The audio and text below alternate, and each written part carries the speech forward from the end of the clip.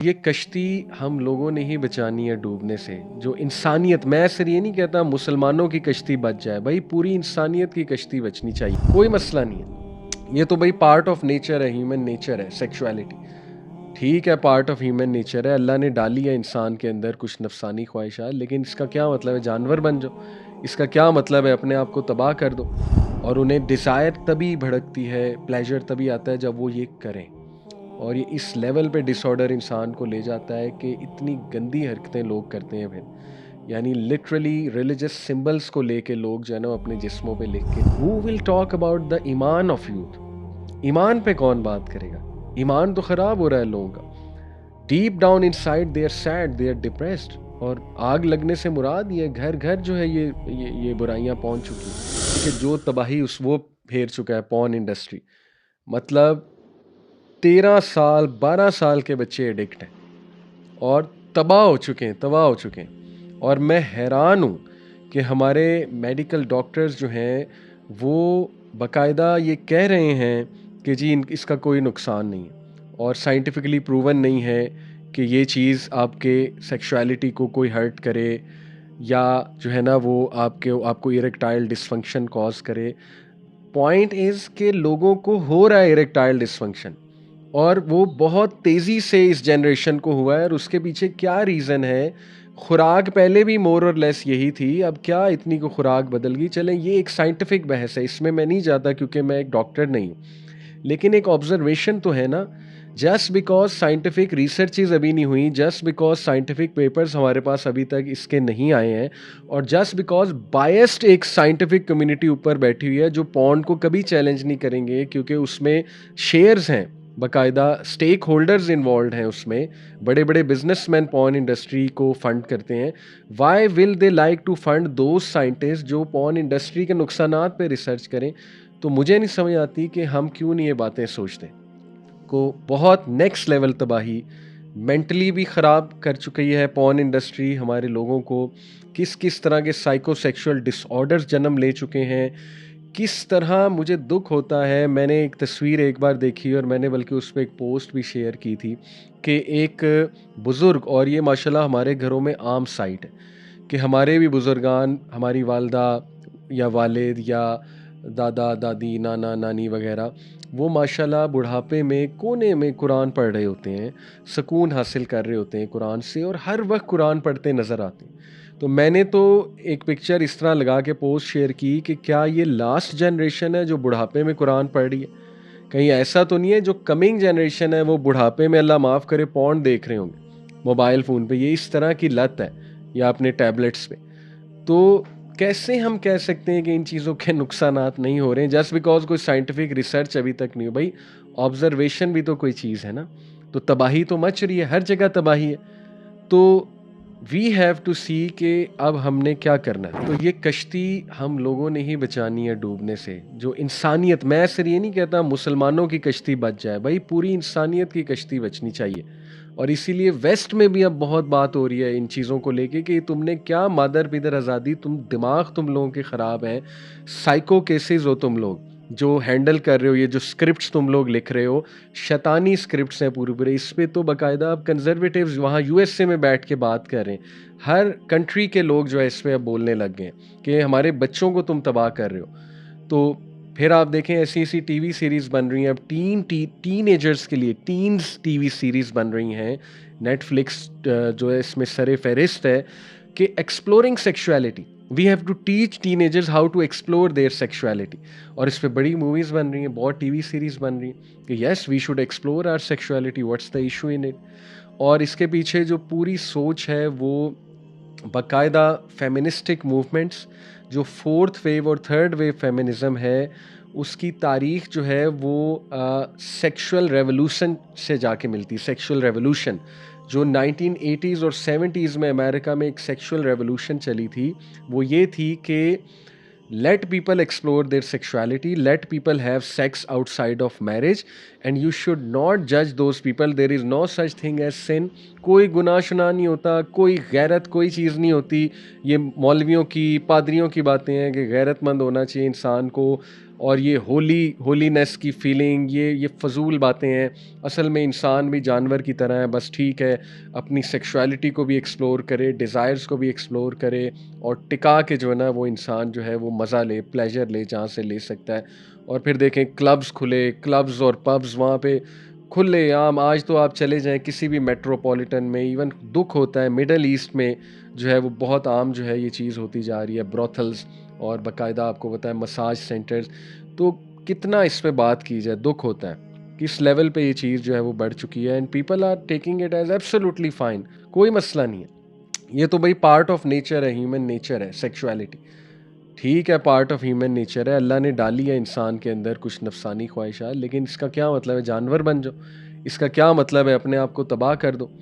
तो इसलिए ये कितनी ख़तरनाक चीज़ है कि सेक्सुअल रेवोल्यूशन अमेरिका से चली और उन्होंने अबॉर्शन पे राइट्स आ गए कि देखो अब आउटसाइड ऑफ मैरिज सेक्स करना है तो अगर बच्चा हो जाता है तो फिर अबॉर्शन भी होनी चाहिए। Sorry to use such language, मैं आज बहुत क्रूड और हो सकता है बहुत खुल के बात करूं, लेकिन होनी चाहिए टू बी ऑनेस्ट, ठीक है। तो आप देखें वहाँ पे किस किस तरह की चीज़ें आई। फिर जब वो एक चीज़ से बोर हो गए तो नेक्स्ट लेवल चीज़ आई, सेम सेक्स जो है वो सेक्सुअलिटी, कि अब इसको एक्सप्लोर करो।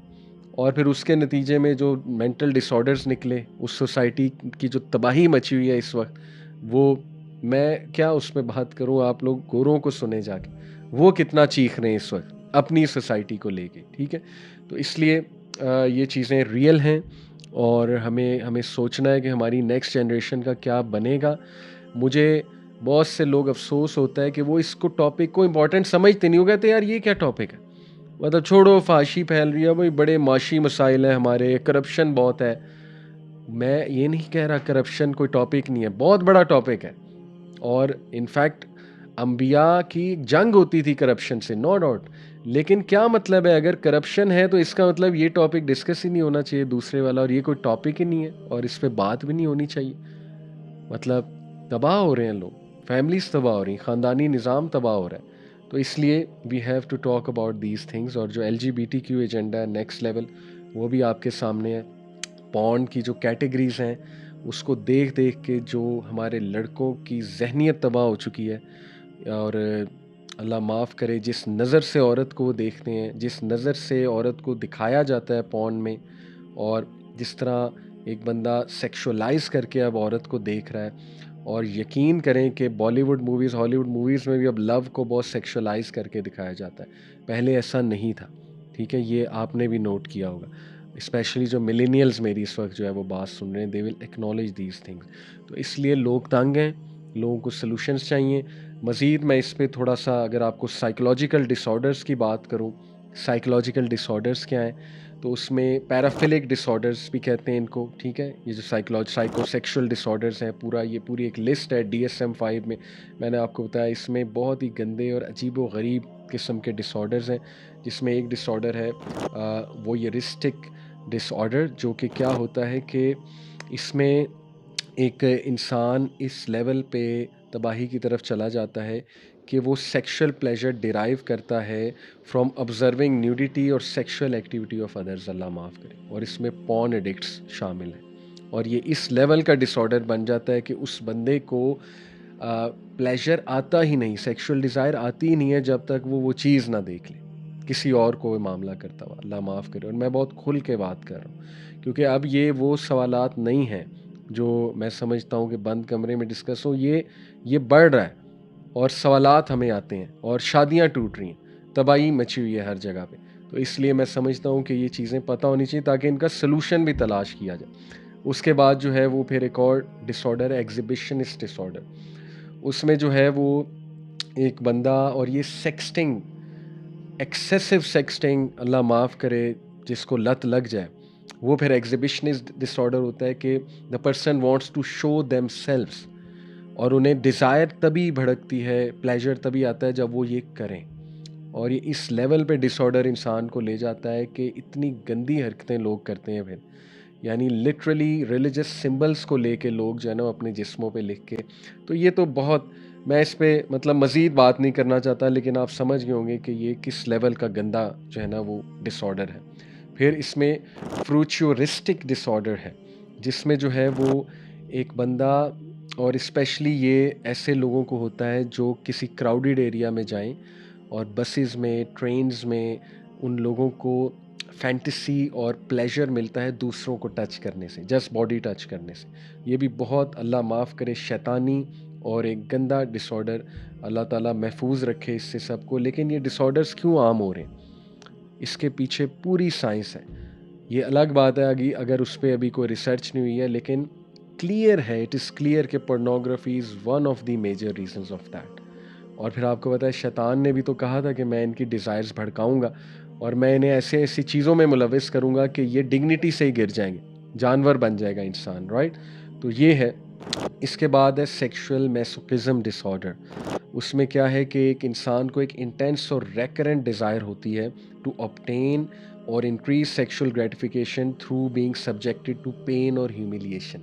और ये भी एक बहुत बड़ी कैटेगरी पॉर्न में दिखाई जाती है कि किसी को प्लेजर किसी को पेन में डाल के मिलता है या ह्यूमिलिएट करके मिलता है।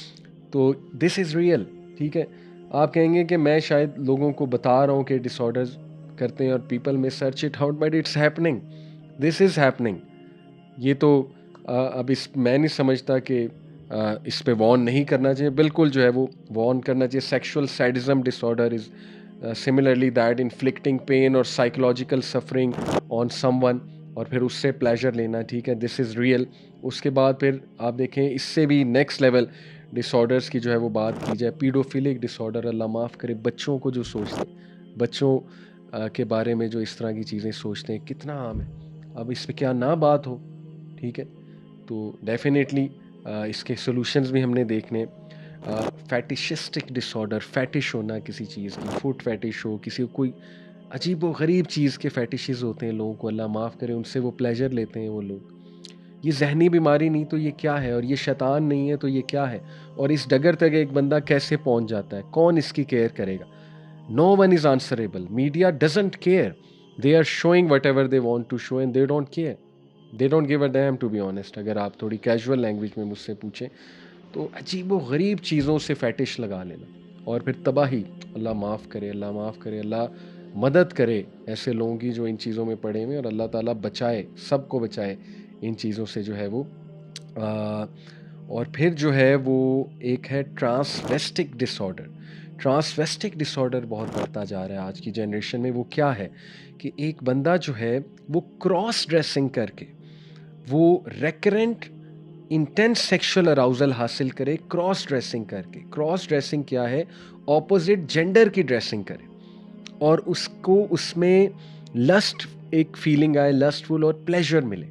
यानी लड़का है तो वो लिपस्टिक लगाए, मेकअप करे और क्रॉस ड्रेसिंग करे, यानी कि जो क्लोथ्स ऑपोजिट जेंडर के उन्हें पहने, और same goes for the female, लेकिन ये ज़्यादा लड़कों में।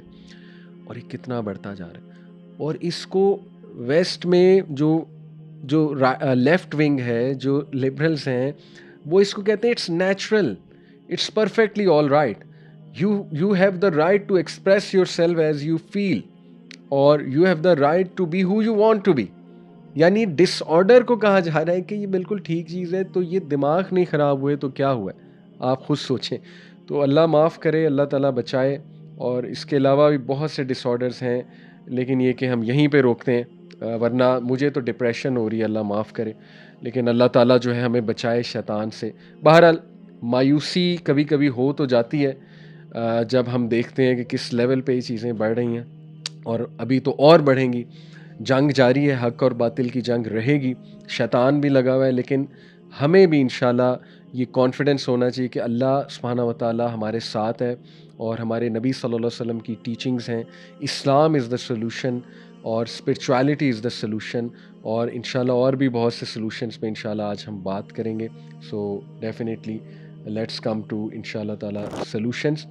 और जैसे मैंने एक और बात की, बस ये पहली जो मैं डराना चाह रहा था पहले और तमहीद बांधना चाह रहा था कि बहुत सीरियस चीज़ें हैं, तो मैंने जो पहली बात की कि हर घर में आग लगी हुई है, और मुझे दुख होता है जब लोग जो है ना, उनसे पूछा जाए कि क्या इस वक्त जो है वो हालात ठीक हैं, तो लोग कहते हैं yes everything is fine, youth is fine, youth is happy, youth को अपॉर्चुनिटीज़ मिल रही हैं। ठीक है, अभी अपॉर्चुनिटीज़ मिल रही हैं, हम बहुत सी चीज़ों में बेहतर भी हो रहे होंगे, लेकिन who will talk about the ईमान ऑफ यूथ। ईमान पे कौन बात करेगा?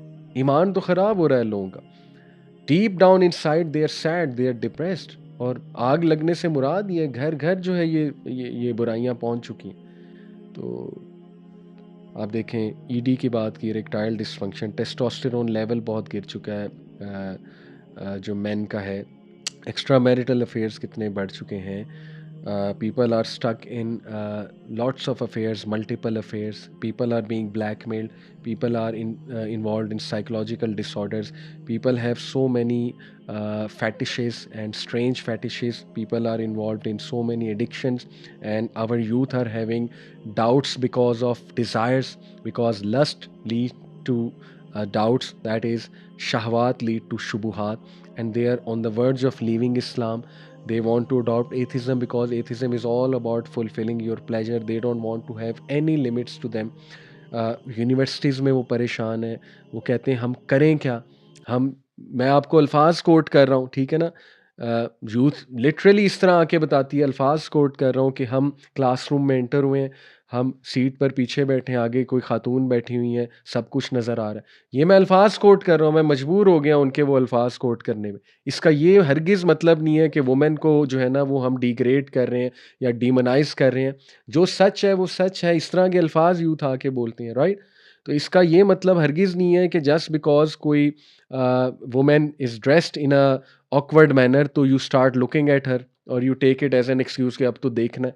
मेन पे भी ज़िम्मेदारी है टू लोअर देयर गेज़, लेकिन वो खुद कहते हैं कि हम करें क्या? कितनी गेज़ लोअर करें? क्या कोई ज़िम्मेदारी नहीं है ऑपोज़िट जेंडर की? अल्लाह माफ़ करे, क्या फीमेल्स की ज़िम्मेदारी कोई नहीं है? तो ये तबाहियाँ मची हुई हैं और धमाके हो रहे हैं। तो बहरहाल अब हम जो है वो आते हैं सॉल्यूशंस की तरफ इंशाल्लाह क्विकली।